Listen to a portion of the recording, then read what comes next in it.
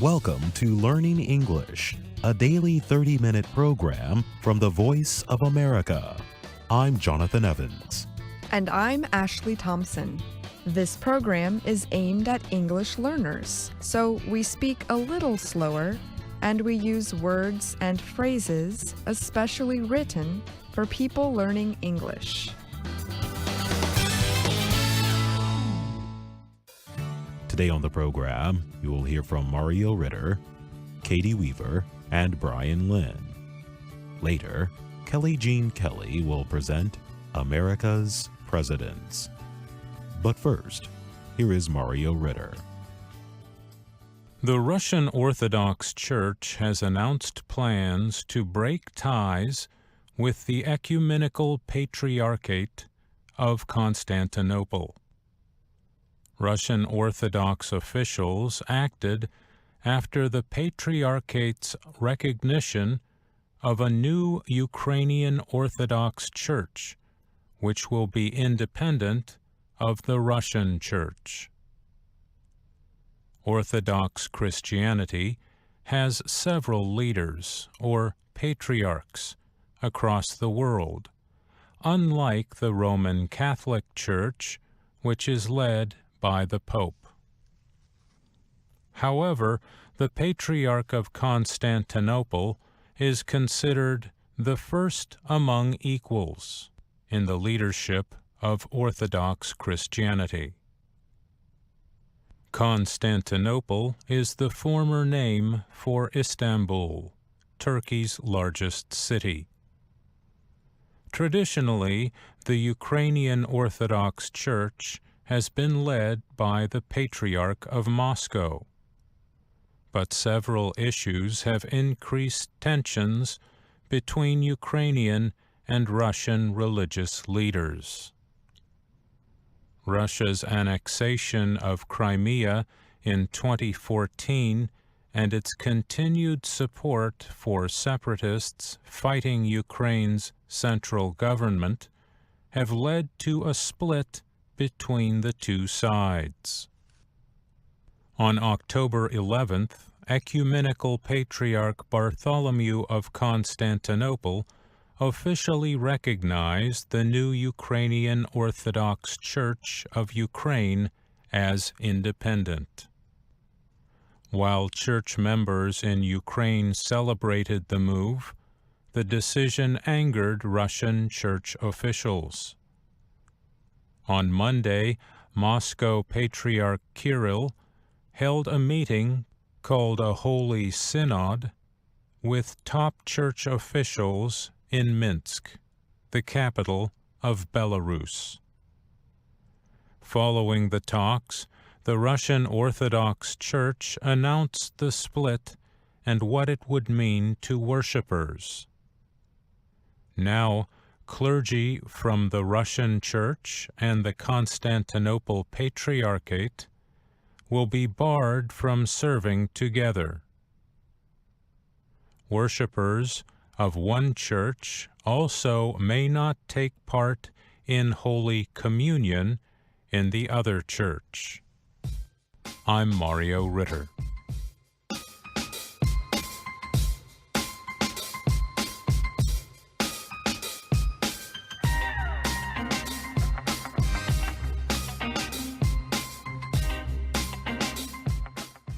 Every year, the National Basketball Association holds games before the official season starts to build support for its 30 professional teams.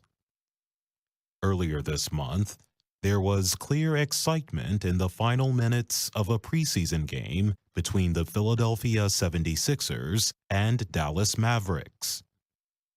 The 76ers were winning by 4 points and had possession of the ball. Thousands of fans were screaming "defense" as loudly as they could. The excitement is a common reaction from fans with one uncommon detail. The game was played in China. NBA teams have been traveling overseas to play either preseason or official regular season games for about 40 years. And the NBA continues to expand. The NBA has opened 12 international offices. It has established 7 basketball training centers on 4 continents. NBA games are now broadcast in more than 200 countries and territories. This season, the NBA returns to Mexico and Britain to play games that will count towards its regular season.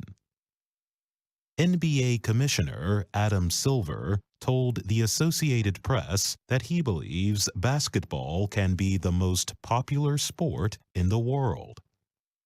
He added, "The fact that young people, boys and girls, continue to love this sport, are playing this sport, are engaged in the sport of basketball on social media or with online games, I don't know what the limit is." The NBA reports that 300 million people play basketball for fun in China alone. The organization also notes rising popularity growth in India. The NBA estimates that 1 billion people around the world have some way to watch the NBA Finals Championship Series. Football, known as soccer in the United States, remains the world's most popular sport. NBA training centers now appear to be copying what soccer teams around the world have been doing for years. For example, some of the top international football clubs have training centers in the U.S. Now, the NBA is starting its own training centers around the world. Marvin Johnson moved from the Miami area in the state of Florida to China in 2017 to teach and coach at a basketball training center. The first thing he saw when he arrived in Beijing was a large Li-Ning sporting goods store. In the store, many items carried the name or image of NBA star player Dwayne Wade. Wade now has a lifetime agreement to endorse the Chinese company's products. Johnson said that many local players wear NBA jerseys. He added, "If you ask any local playing basketball, they can't name the players on the local Chinese Basketball Association team, but they can name their favorite players in the NBA in an instant." Many star NBA players have traveled to Asia. LeBron James has made a yearly trip to China for years. Stephen Curry, Kevin Durant, and Klay Thompson have also enjoyed their time in China. Thompson told the AP, "Life is too short to be serious all the time. You've got to be able to show your personality. That's what I do when I come to China." Mark Tatum is the Deputy Commissioner of the NBA. He said, "When you look at China, India, and Africa, you've got about 60% of the world's population in those 3 places. So we're putting a lot of time and energy in how we become the #1 sport in those countries."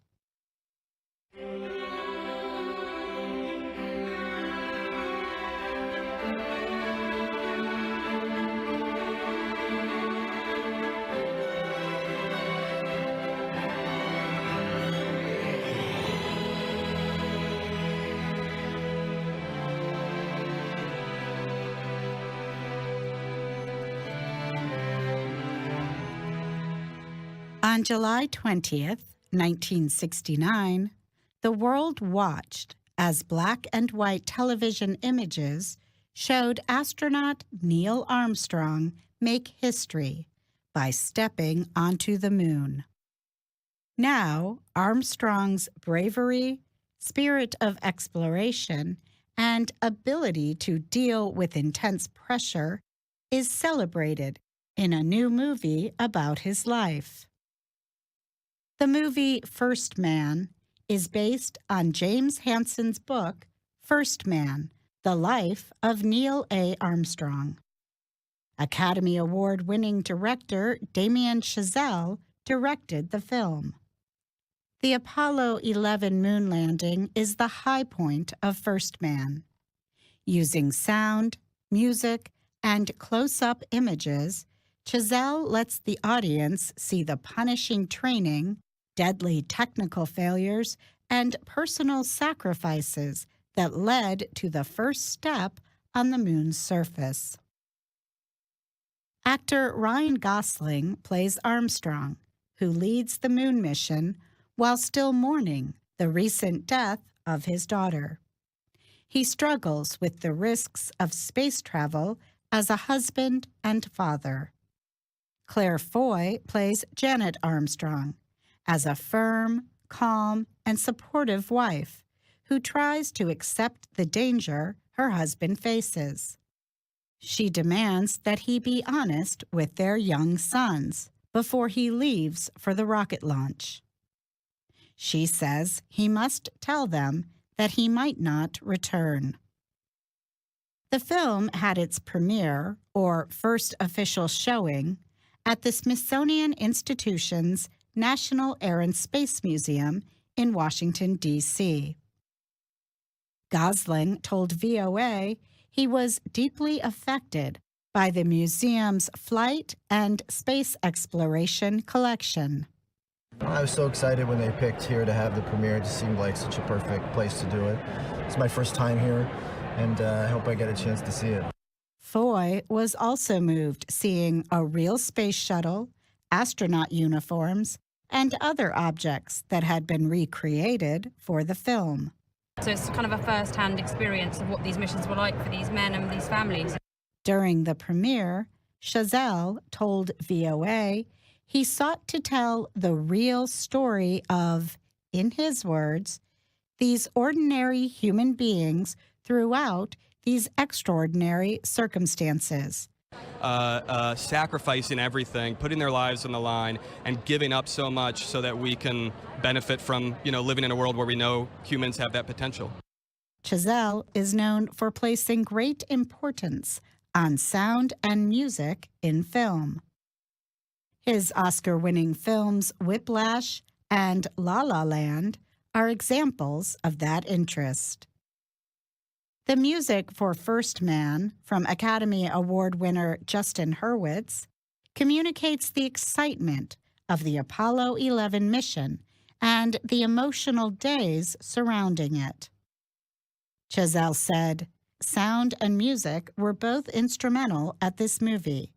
We wanted you, the audience, to feel that you had never been to space quite this way before, and also find a way to link space to the home front." I'm Katie Weaver.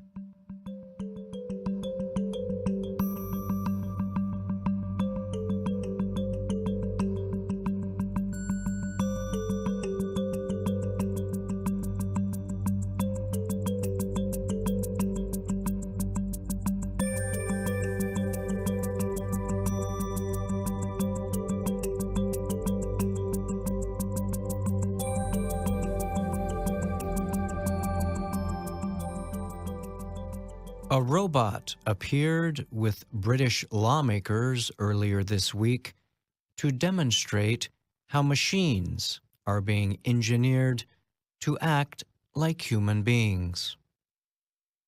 The robot is called Pepper. It is known as a humanoid, a machine designed to look and act like a person. Pepper was called to sit Tuesday with the Education Committee in Britain's House of Commons. The Parliament announced it was the first time a robot had ever appeared for questioning by lawmakers. Japan's SoftBank Robotics launched Pepper in 2014. The robot appearing in Parliament belongs to an engineering and computer science team at London's Middlesex University. The students are developing the artificial intelligence, or AI, programs that power Pepper. AI is the ability of a machine, such as a computer, to reproduce intelligent human behavior. Pepper was welcomed to Parliament by Robert Halfon, chairman of the Education Committee. Pepper, could you please introduce yourself? Good morning, Chair. Thank you for inviting me to give evidence today. My name is Pepper and I'm a resident robot at Middlesex University. Pepper explained that it was involved in a special robot development project called Caresses. The European Commission and Japanese government launched the project in 2017. It aims to design robots that can assist older adults and adapt to the culture of the individual they're taking care of. Robots like Pepper are being engineered to help people carry out many common tasks and other activities. For example, a robot can help someone remember to take medicine or urge them to stay active. The humanoids can also serve as a communication link to help older adults keep in contact with family members and friends. Engineers working on the Caresses project say they are using machine learning to make Pepper seem intelligent. They say their development methods help robots recognize the daily activities and desires of the people they are assisting. Pepper told British lawmakers the Caresses project has helped make robots more intelligent and culturally competent. Assistive, intelligent robots for older people could relieve pressure in hospitals and care homes as well as improve the care delivery at home. Pepper added that this kind of personal robot can also be used to reduce loneliness and improve a person's quality of life. Several British lawmakers questioned Pepper about technology subjects. But all of Pepper's answers appeared to have been pre-programmed before the committee appearance. The technology website The Verge reported how AI and robotics researchers noted that Pepper is not equipped to listen to questions and provide answers in real time. A spokesman for the Education Committee spoke about the issue with The Verge. It will be clear on the day that Pepper's responses are not spontaneous, the spokesman said. He added that Pepper's appearance provided the chance for lawmakers to explore both the potential and limitations of such technology and the capabilities of robots. I'm Brian Lynn.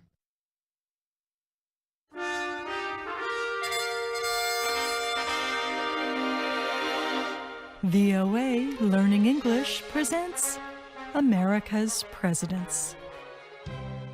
Today we are talking about Grover Cleveland. When Americans remember him, it is mostly because he makes writing presidential timelines difficult. Cleveland was the nation's 22nd president, and also its 24th. He remains the only U.S. president to date whose second term did not immediately follow the first. Cleveland is also notable because of his personal life, and because he held office during one of the country's worst economic crises.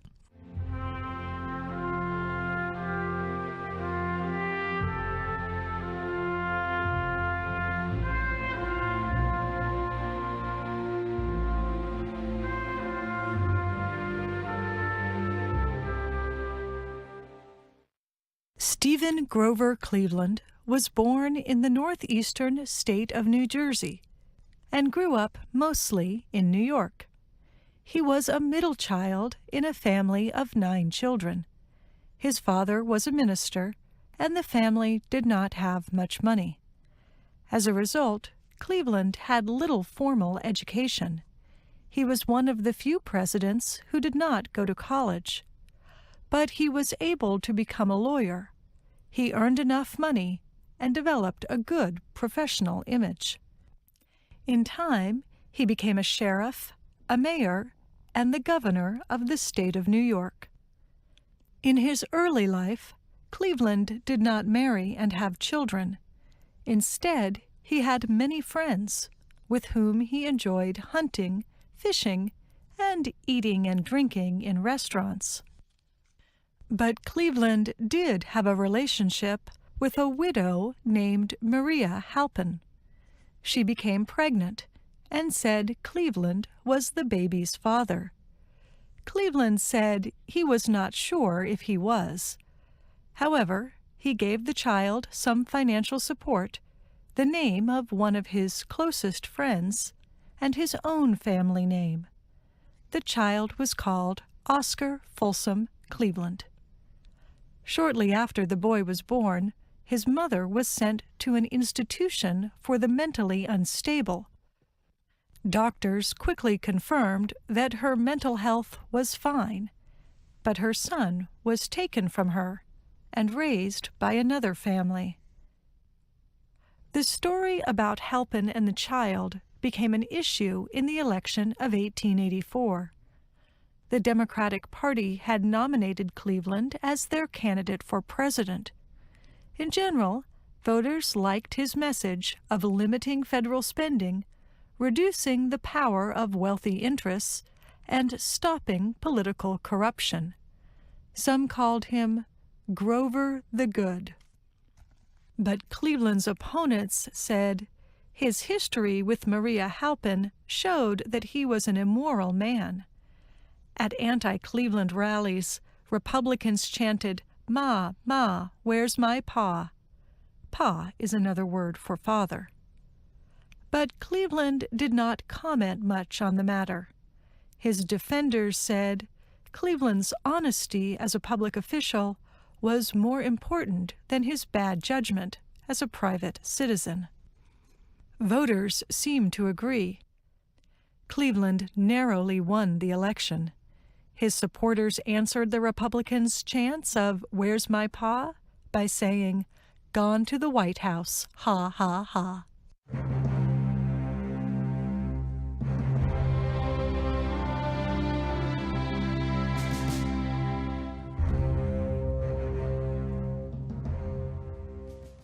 Grover Cleveland's presidency was unusual because he did not want to use the office to propose laws. Instead, he mostly aimed to keep the federal government operating efficiently. He also wanted to limit lawmakers' power to help special interest groups. As a result, Cleveland vetoed many bills in his first term. He set a record at that time for saying no to proposals from Congress.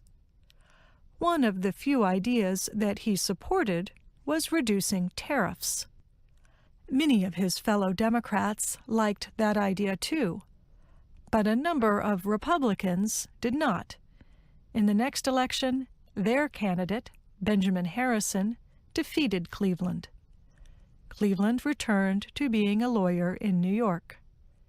In 1892, Cleveland was chosen to run against Benjamin Harrison again. The tariff issue returned. The Republicans' protective tariffs had hurt some industries, and voters answered this time by voting Harrison out of office. Cleveland returned to the White House, but this time he was not alone.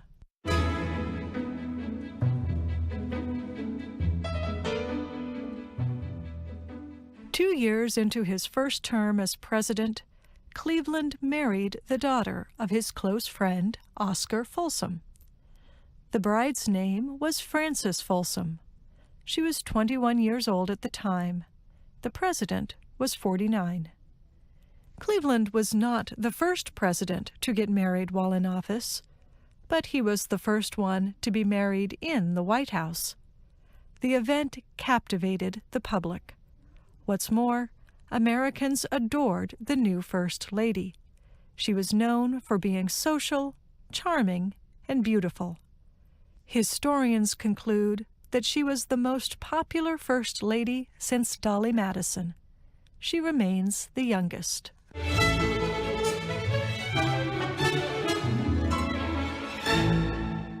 When the Clevelands returned to the White House, the country was entering a severe economic recession. Some of the country's biggest businesses were failing, including a railroad and many banks. As a result, investors withdrew their money from the stock market. The withdrawal caused many other businesses to fail. This series of events is known as the Panic of 1893. Soon, more and more Americans were out of work. Many could not afford houses or food. Some begged President Cleveland to intervene, but he declined. He did not think it was the role of the federal government to create jobs in order to reverse the Depression. However, Cleveland did use the power of the federal government to intervene during a famous labor strike. In that event, workers in Chicago who helped keep the trains operating walked out of their jobs.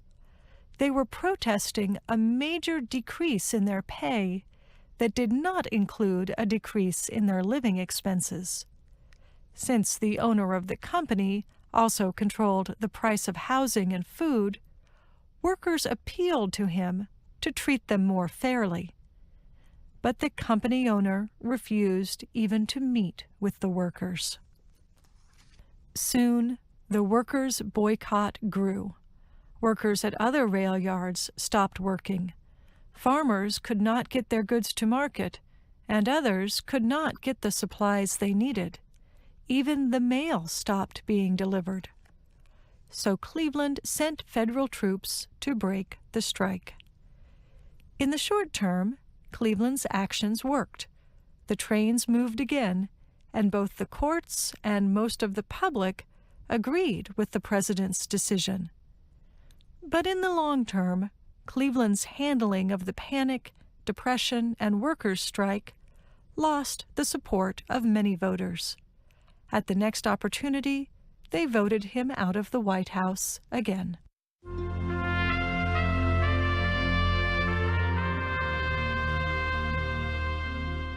Cleveland returned to New York and later settled in a large house in Princeton, New Jersey. There, he wrote, made speeches, sat on corporate boards, became a trustee of Princeton University, and enjoyed the respect of the people who lived in the town.